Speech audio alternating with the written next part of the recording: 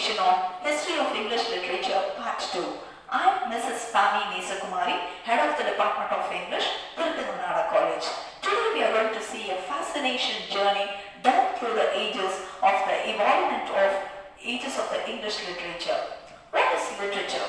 Literature is the reflection of life. It mirrors the society. In order to study English literature, you need to have the integral part and accompaniment of social history of England and history of English literature. So it will be very interesting to note down how through the evolvement of all these ages of different characteristics, how writers have evolved through different cultures, setups, and socially, culturally, how they are influenced. So one by one we are going to see. The important periods of the history of English literature is notified for your perusal. The Old English period, which commences from 450 AD to 1066 AD. The Middle English period, the Renaissance period, the Elizabethan period, the Jacobean period, Caroline period, Puritan age, Restoration age, Augustan period, Romantic period, Victorian period, Modern period, Interwar period, and the 21st century. In this presentation, down through the ages from the Romantic revival to the postmodernism, we are going to see. The Romantic age. Immediately before this Romantic age, what the age that we witnessed is the Neoclassicism. So we are going to see in that what is Neoclassicism in the slides to come. So Romantic revival. So how we term Renaissance as a very good rebirth, a kind of a reawakening in literature. Similarly, no one can be without enjoying this Romantic era. So Romantic age, it is an artistic, literary movement, intellectual movement that originated in Europe. A reaction, Romantic revival is a reaction against the Industrial Revolution, transition to new manufacturing processes, machines, factories, etc. The Enlightenment, dramatic revolutions in science, philosophy, politics, etc. swept away the medieval world, that is the Neoclassical period, and it took after that Neoclassicism. So Romantic period is all the more ornamented by an array of Romantic poets. So let us explore the lives of some of the Romantic stalwarts, the most influential literary figures of this history. So they were immensely addicted to beauty, passion, imagination, and so on to the elements of Romanticism. An introduction to Romanticism. Romanticism emerged as a reaction against Classicism. It is an Enlightenment period. Neoclassicism is known as an Enlightenment period. So this is a reaction against this Enlightenment period. It celebrated, that is Romanticism celebrated emotion, intelligence, imagination, and the individual's subjective experience. So the movement emphasized nature, sublime, and supernatural. Romantic poets sought to express their personal feelings, experience through a language that is even a common man can understand. They challenged the traditional poetic forms and poets and embraced new styles. Romanticism was characterized by a deep sense of appreciation of beauty, passion, and freedom. So let us distinguish between this Neoclassicism and Romanticism. If you go back to this Neoclassicism, as the word says, they were imitating the original classicism, that is the Latin and Greek origin. So these were the characteristics. So the writers and the characteristic units of these writers, these writings contains a reason, order, balance, objectivity, industrial, all the industrial sectors, formal, society, structure, and symmetry. So they were highly serious in nature. So they were not ready to compromise with the common things of life. So they used to write about divine themes. So love for them is not a big thing. Nature for them was deemed as a weaker subject. So their focus was always something high, morally sound, etiquette. So likewise, they were focusing. Romanticism. Now the characteristics of Romanticism. To begin with, emotion.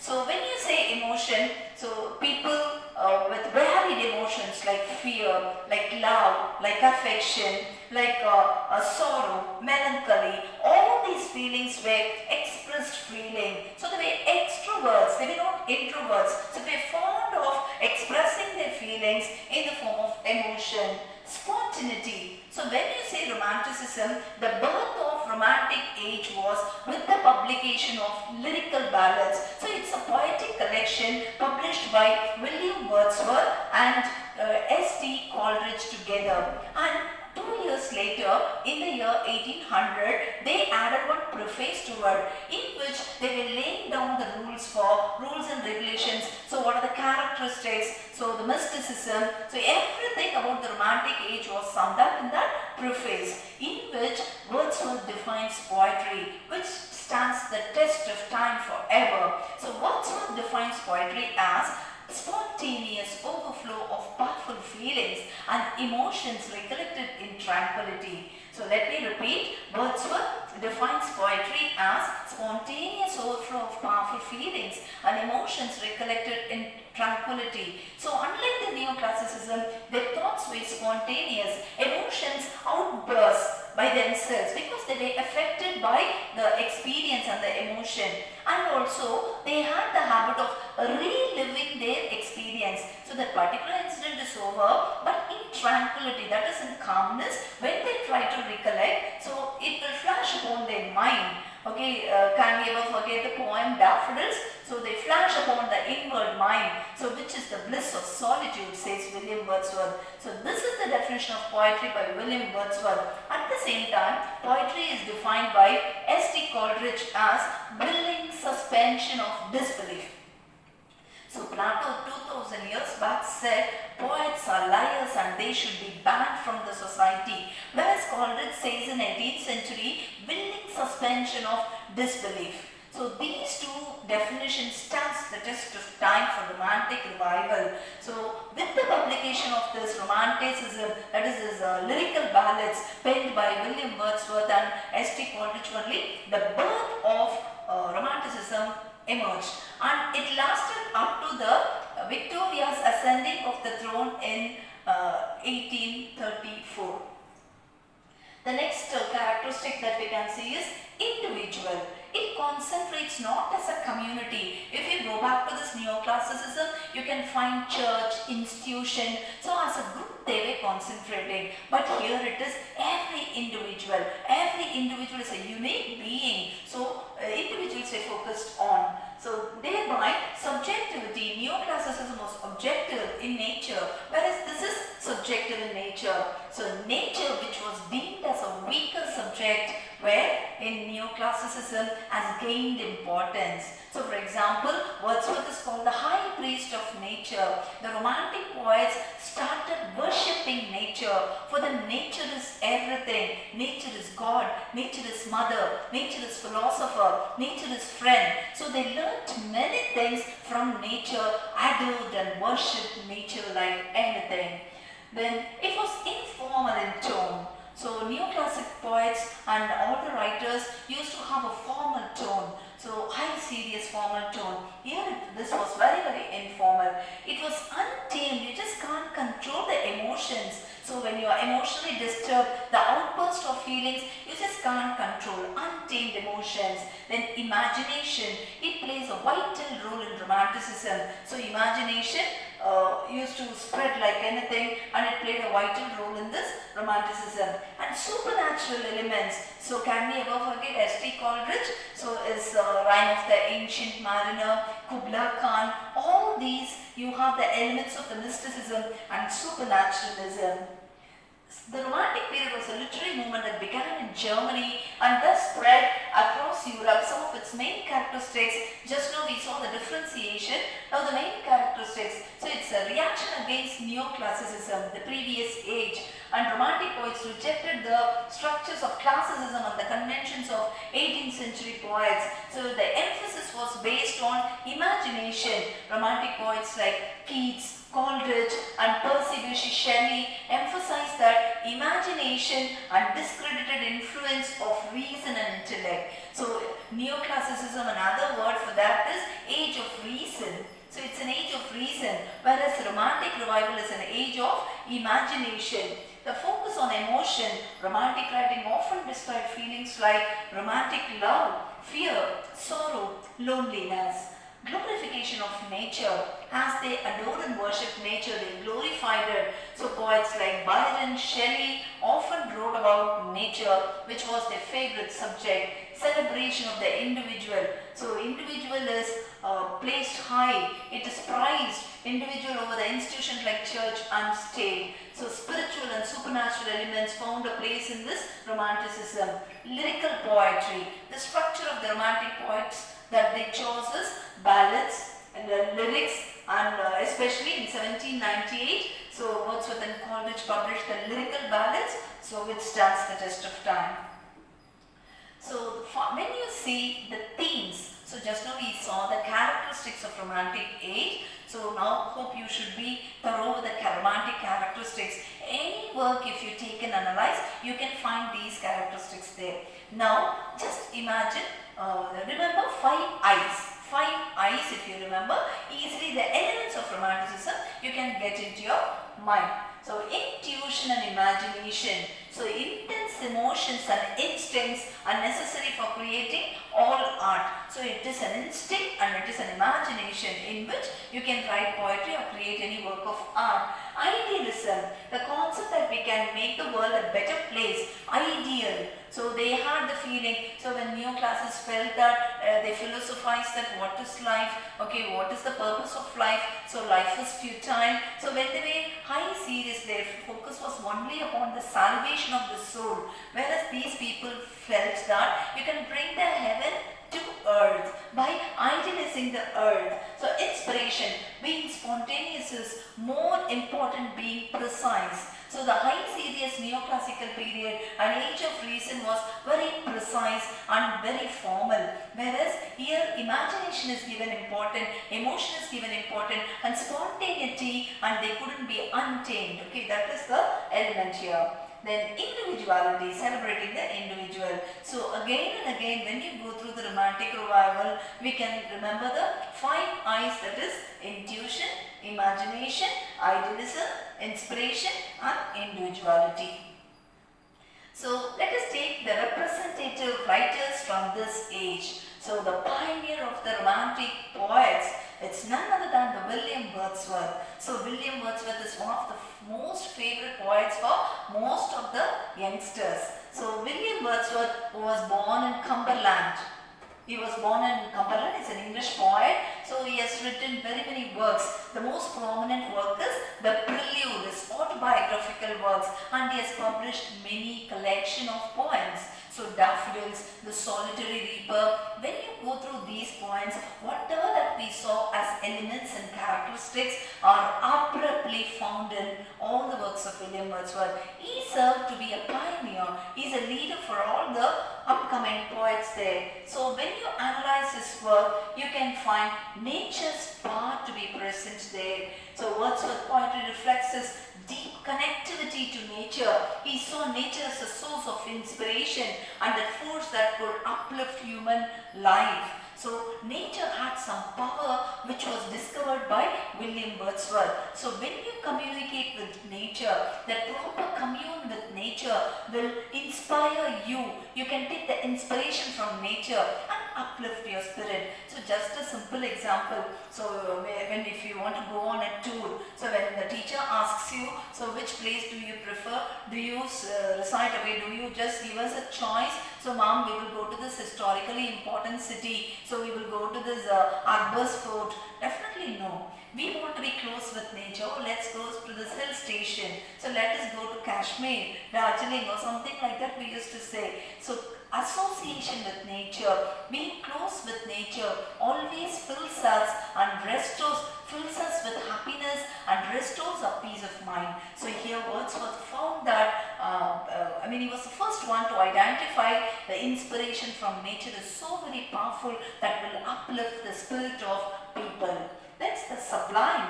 So Wordsworth was drawn towards the sublime, the aesthetic pleasure, the beautiful pleasure that you get from nature, the awe-inspiring power of nature which he believed would evoke profound emotions. So man by himself, he cannot do anything. But nature can influence him and make him outpour his emotions, spontaneous overflow of powerful feelings. So what he has inside, nature has the power to bring it out. So that is the sublime nature of nature. In simple language, so high sounding neoclassical language was totally rejected by the Romantic Revival writers. So they believed in the simplicity. Common man should understand, how a commoner can understand. So they did not use ornamental language or rich vocabulary. So their language was very simple to capture the beauty of nature and express the personal experiences. He thus expressed himself in simple language. Next, Samuel Taylor Coleridge, so S.T. Coleridge. So S.T. Coleridge is nicknamed by, criticized by Charles Lamb, another one critic of his age. So as an archangel who was slightly damaged. An archangel, angel of angels, okay, leader of angels. An archangel was slightly damaged. Why? Because so he felt sick quite often and he became an addict to opium. So when he started taking opium, always he will be in the subconscious mind. So his health and all the other things associated with a strong, healthy life, okay, started descending with that. So an archangel slightly damaged. So Wordsworth's close friend, close associate is this S.T. Coleridge. So Samuel Taylor Coleridge, if you just go through his works, so all once again associated with nature, elements of Romantic Revival we can see in S.T. Coleridge. So the Rime of the Ancient Mariner, Kubla Khan and all those will explain those things to you. So the imagination, Coleridge believed that imagination was the most powerful human faculty. So the way in which you describe, so when readers read that, they will be able to visualize. That is the power of writing. So that is possible only when you have good imagination. What you want your readers to visualize, you should visualize and you should put it in the form of words. So when it is read by a reader, the first-hand experience that you had in your imagination will be experienced by the reader there. Supernatural. He explored the themes of supernatural and the mystical in his works. So supernaturalism and mysticism once again combined together in S.T. Coleridge's works. So lyrical ballads, already as I mentioned, along with William Wordsworth, the high priest of nature, he has published this lyrical ballads which mark the beginning of Romantic Revival. Followed by another example of this age is Lord Byron. So he had a passion and he was rebellious in nature. So he was a romantic hero. Byron's poetry is full of passionate and rebellious figures who defied social norms. So above all the social norms, so he was passionate about nature. He was passionate about conveying the truth and fact to the world, and he was automatically, obviously he will be rebellious in nature. So love and loss, he explored the theme of love, loss and the intensity of human emotions all through his poetry. So political activism, and Byron was a political activist who fought for the social justice and freedom. When Wordsworth and Coleridge stick only to the nature and its oriented poetic, he entered into politics. So political activist he was. So he extended the influence of a poet into the social justice and freedom for the commoners. Percy Bysshe Shelley, political idealism. So he had the nickname the Lady of the College. Right from the beginning he was rebellious in nature. When he was in college, Cambridge, he published The Necessity of Atheism and a pamphlet for which he was excommunicated from the college. So from then onwards, all his poetic lines used to be fantastic as well as revolutionary in nature. Can we ever forget the Ode to the West Wind, the poem written by Percy Bysshe Shelley, wherein he says, if winter comes, can spring be far behind? No, we cannot. So till we learn English literature, those golden lines to be carved on the sky forever and ever. If winter comes, can spring be far behind? So he was earning for the French Revolution to happen in England too, for which he was consoling the people, English people. So do not worry. So now it has begun in France. Very soon we will enjoy the revival, and it has come as he predicted. So the revolutionary ideas through Shelley was advocated in his poetry, political and social reform, other forms of prose essays. And then Ozymandias, so one of the important poems written by Shelley. So Ozymandias, so how we feel that we are going to inherit this earth forever. Most of the people feel so. So this poem they should read without fail, which will show the futility of life. What is life after all? Ozymandias was a Egyptian king. So for him a very big statue was erected, and Ozymandias, king of kings, all powerful, it was written on the bottom. But with the course of time, when he passed away, when so many descendants passed away, so his statue was broken with the power of nature. So it could not withstand before nature, wind, sun, rain, shine, and so on. It was buried half inside the soil, head alone, and the headless trunk alone was standing upon the shore. So Ozymandias, where went your power? So he showed the futility of power. Poems often challenge the authority and explore potential for a better world. So the ruling authority of his period, so when they were dominating, when they were portraying an autocratic and dictatorship, at that time this poem Ozymandias came to be a better lesson for them. Romantic love. He was known for his passionate love affairs, especially with his wife Mary Shelley. Being a romantic poet, definitely cannot be without including the element of love. John Keats, who had a very short span of life, so he, if at all he has lived for more time, he would have outsmarted Wordsworth, says a few critics. So beauty and mortality were the themes of this Keats, John Keats. So Keats ode on a Grecian urn, and so on he has written. Keats was fascinated by the beauty of the world around him. Mortality. His poetry often explored the themes of death and loss. So he used vivid sensory details to create sense of beauty and intensity. So the beauty of nature or anything that you describe can be vividly expressed through imageries and the use of the right choice of word in poetry. So Keats mastered such a kind of an art.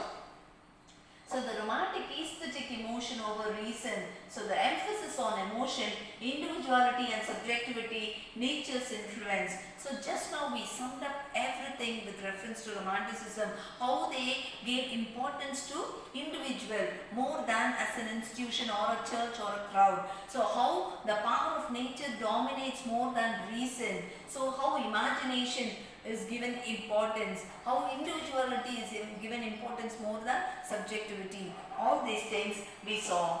So the legacy of the romantic poets, inspiration, their work continues to inspire writers, artists, musicians today.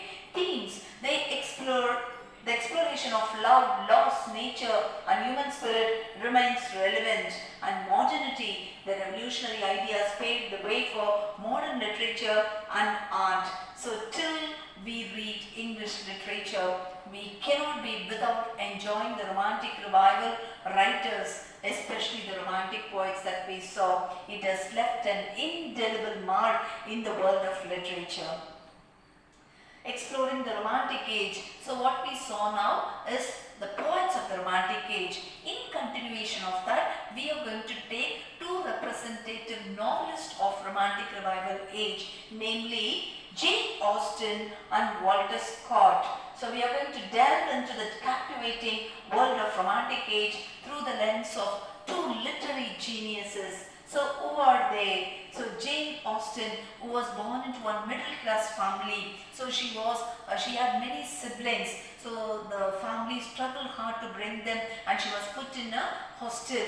So when she came back, so she was able to live for some time with her siblings. All these memories left a mark in her mind. So most of the writers, they used to bring in the autobiographical elements, the different character names into their works. So Jane Austen's books served as a social commentary. So Pride and Prejudice, Sense of Sensibility, Emma, these are the famous novels written by Jane Austen, and it serves to be a world of social commentary, a witty, engaging tale of love, marriage, societal expectations, exploring the complexities of human relationship, how complex the relationship, a man and a woman, a man in love and a woman in love, when they become a couple, though they become the couple, okay, a third person's interference, all these complexities of human relationship she brought out.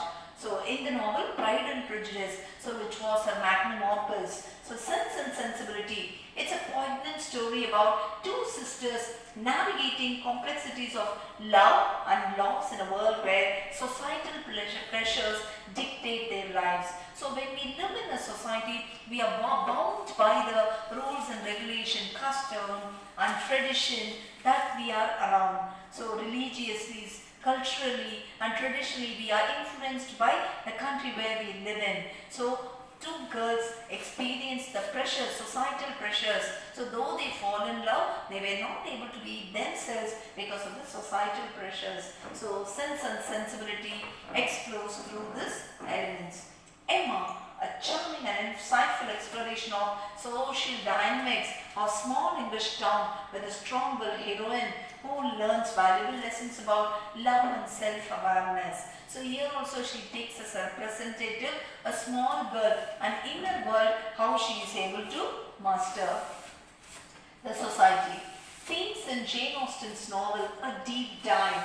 So social commentary. So Jane Austen's novel provide a sharp social commentary on class, gender, marriage and regency. Marriage in regency of England. Okay, when during this times of England. So when she was born, how England was with reference to love, with reference to class segregation, with reference to marriage. So it brought out love and relationship. She explores the complexities of love, marriage and courtship, often juxtaposing romantic ideals with the realities of social pressures. So the romantic ideals as well amidst the social pressures, so it is brought out together by Jane Austen. So women's roles, so Jane Austen delves into limited options available to women and at that time highlighting their struggles for independence and agency. So at that time, right from the beginning, women did not enjoy emancipation. So their upliftment was a question. So those things were dictated by Jane Austen and represented in all her novels. So the narrative style and wit of Jane Austen. So she had a very sharp wit. For example, Darcy, a character in Pride and Prejudice. So if you see, so through that heroine, she used to be witty and she used to give sharp dialogues over there. So Jane Austen's prose is renowned for its wit, irony and social satire. She masterfully uses the language to to bring out the follies and the hypocrisies of the people of then in England. So through her characters. Then the emotional depth, despite the light-hearted tone, her novels delve into the complex emotions and explore the intricacies of human relationship. So emotions, how it makes the intricate relationship is highlighted by her. Social observation, meticulously she has observed and portrays the social dynamics of her time, revealing the nuances of class, gender and power. So how the society was divided into class and how the gender discrimination existed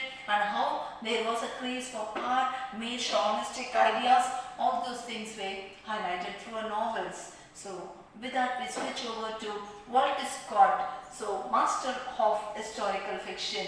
Ivanhoe, a thrilling adventure set in medieval England, exploring the conflicts between Norman and Saxon cultures. So Old English period we have this Norman Saxon culture. So how that conflict was, it was brought about by this historical novelist Walter Scott. Okay, it's a thrilling adventure. Waverley, a young man thrust into the tumultuous world of Jacobite uprising in Scotland, encountering historical figures and battles. So being an historical novelist, so he has encountered what happened in the war at that time. It is brought out in this Waverley novel. Rob Roy, so a tale of love, intrigue, adventure set in Scottish Highlands, featuring the legendary outlaw Rob Roy MacGregor. So Rob Roy is a character which highlights the adventures and the intrigue amidst the love that was set in the Scottish Highlands. Scott's influence on historical fiction genre. So he is more portrayed as a historical novelist, father of historical novelists, you can say. So Scott meticulously researched and incorporated historical details, setting a standard for the genre. So he meticulously went through the historians' commentaries written by the historians, and he fixes that to the novels written by him in his period. Character depth, he created memorable complex characters, blending historical figures with fictional creation. So the blending of the history and creativity together was found in Walter Scott's novels. So romantic elements. So Scott infused his narratives with romanticism, emphasizing emotion, individual heroism, and the power of the past. So these things, the romantic elements, found their place in Walter Scott's novels. So we can, since two writers we have taken from Romantic Revival period, it will be very essential for us to compare them both, Jane Austen and Walter Scott. So comparing and contrasting these two novelists, we can see in setting, Austen focuses on contemporary English society, whereas Scott focused on historical characters, historical settings, that is in the past. So this is in the present, Austen focuses on the present and Scott focuses on the past. So theme, Austen examines social and personal relationships, while Scott emphasizes historical events and conflict. So style, Austen employs wit and social commentary, while Scott uses dramatic narratives and romanticism, which is apt for any historical novel. So this Austen and Walter Scott are legends for us, historical legends for us. So even after 200 years or more, their works have been translated into more than 100 languages, and millions of readers they have enthralled through their powerful presentations, so capturing the minds of the youngsters and the lovers of English literature. The Romantic Age, lasting impact. So it embodies the spirit of the Romantic Age. Enduring narratives continue to inspire the readers despite the test of time.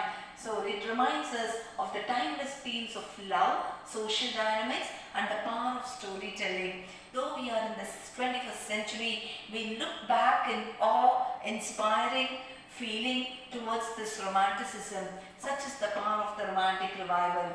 With this, we move forward to the next age of English literature, history of English literature, tracing the history, that is the Victorian age. Queen Victoria, when she ascended the throne in 1834, so this age began with that. So a brief introduction of the age. It was a time exactly comes after the Romantic Age. So we know Neoclassicism was taken after by the Romantic Age, so which in turn is taken after by the Victorian Age. The Victorian Age starts with the region of Queen Victoria, that is from 1837. So exactly people fix it as 1834 to 37. So brief introduction of the age. So this age is also known as the age of compromise.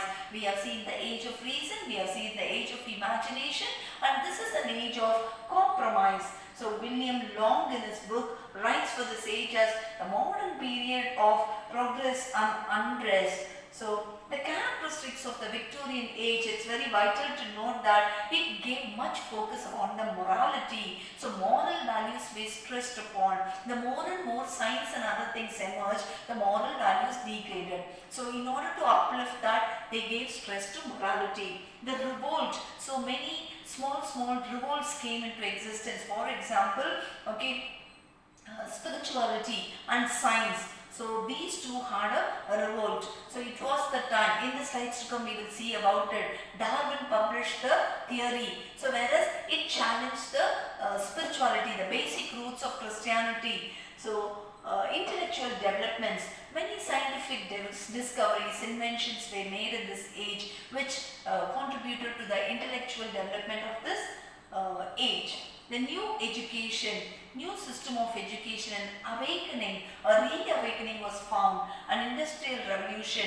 So people, when they invented, discovered more and more machinations, so manual labor was substituted by the machine and industrial revolution developed tremendously. So morality, so the moral values of the age of this Victorian age was given was high sounding. So we read for fun and sentiment in the works of Dickens. Charles Dickens is a very major writer of this Victorian age. So we can have, where we can see the element of fun, entertainment and moral values in his novels. So miniatures of these and Thackeray or psychological studies of George Eliot, we find almost every case and definite purpose sweep away error and reveal the underlying truth of human life. So immorality, and thus it is against this immorality. It stressed moral values for human beings. So the revolt, so this is the time when Darwin published, so people believed in the Trinity God, that he created human beings. So on the first 6 days he created. So that theory was challenged by Darwin's the evolution theory. So God did not create. So from the unicellular bacteria, the world created. He had a different theory that challenged. So it was a revolt. So intellectual development. So Origin of Species, written by Darwin, was an intellectual challenge as well as a development. So the first photographs were taken in 1830s. Till then, portraits were alone was there. It was in existence. So for the first time, photography came into existence. So the very first electric train was invented by German in 1879. So during the Victorian era, in leaps and bounds, progress was made in the society in the form of discoveries, inventions, intellectual development and so on. The new system of education, it came up with the idea that children should go to school, and they checked to make sure that schools were up to the scratch. So children should go to school to study. Charles Dickens, if you see, it was against child labor. So how it is against the employment of child labor, which is stressed now, is pointed in Victoria era itself. So they were the first people to ask whether it was right to allow children to work. So child labor was a theme, one of the themes of Victorian literature.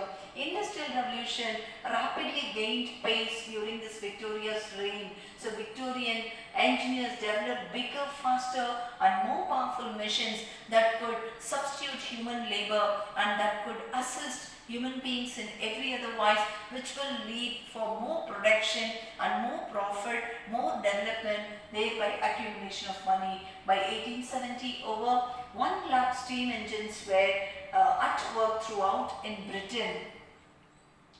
Other characteristics of Victorian era that I have mentioned can be population growth and migration. So in leaps and bounds, when people, the population flourished in England, people started migrating to the nearby English countries, mainly to US, Canada, Mexico and so on. Social reforms.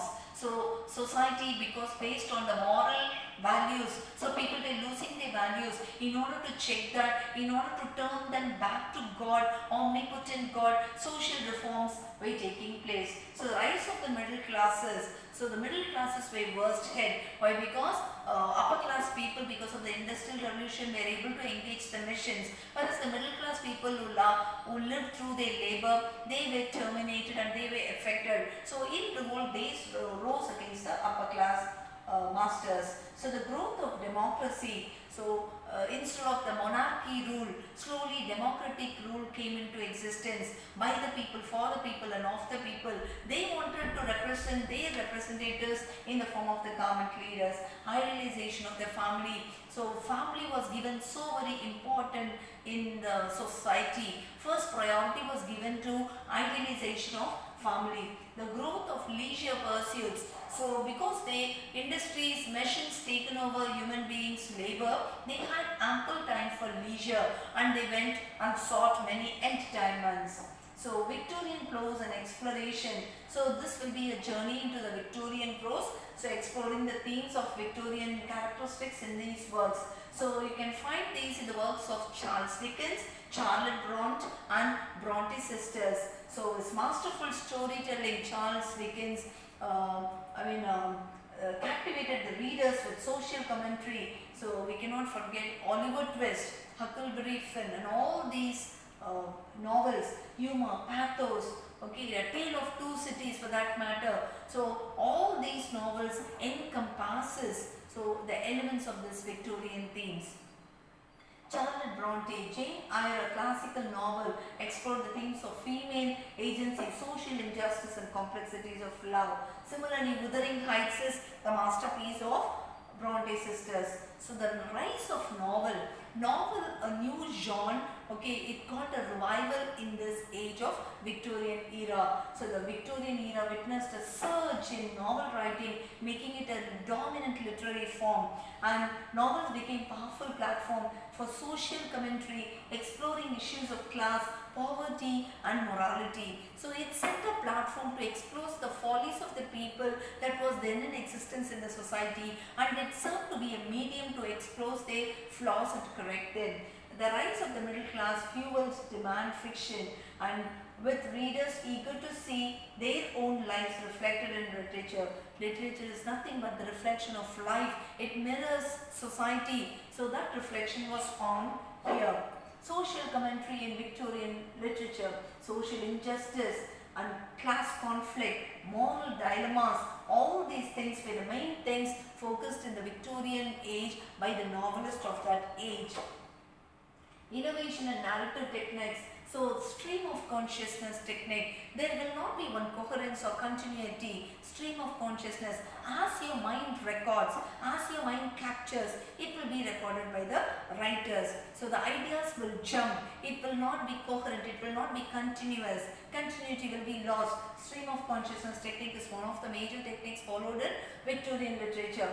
And psychological realism, examining the inner lives and motivations, characters with depth and complexity. It was the psychological realism followed by the Victorian writers. Social realism, depicting everyday life and social realities, accuracy and detail. So it was mirrored as, reflected as social realism.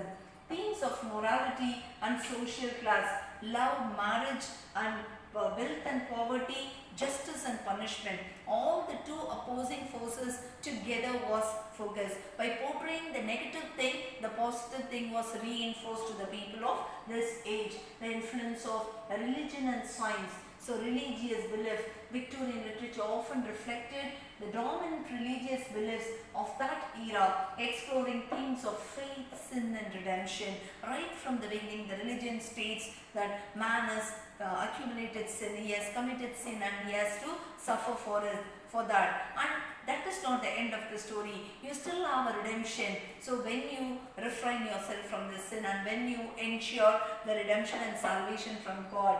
Scientific advancements. The Burgeoning scientific revolution influenced literary themes exploring ideas of evolution, Darwinism and human condition. So scientific advancement and religious beliefs were two sides of the same coin of the Victorian era. The role of women writers, so breaking the barriers of women should not be educated, they should not come out to work, they should not express their emotions being a writer. So women broke, a very few women set example by breaking the barriers. Women writers played a crucial role in shaping Victorian literature, challenging societal norms and advocating for female rights.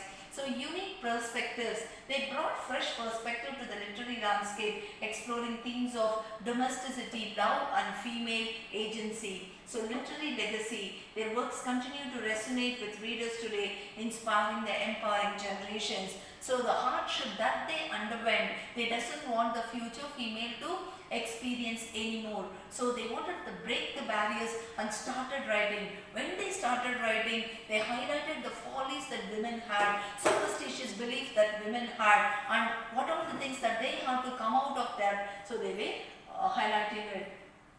The birth of the serial publication, novels and magazines formed media through which transforming of the society, all these things were carried on by the people. So enduring legacy of Victorian prose, it continued to influence the writer and inspire the writers even today. So coming to 20th century, so 20th century, the characteristics of 20th century literature, modernist techniques. So you have writers like Virginia Woolf, James Joyce, social political themes and existential theme, post-colonial literature, ironic narrations, all these things were in the modern writing you can see. So the fragmented perspective, diverse themes, women writer, psychological novels, taboo subjects. So the subjects which were till then felt to be taboos like lesbianism, gay and sex were openly expressed by people.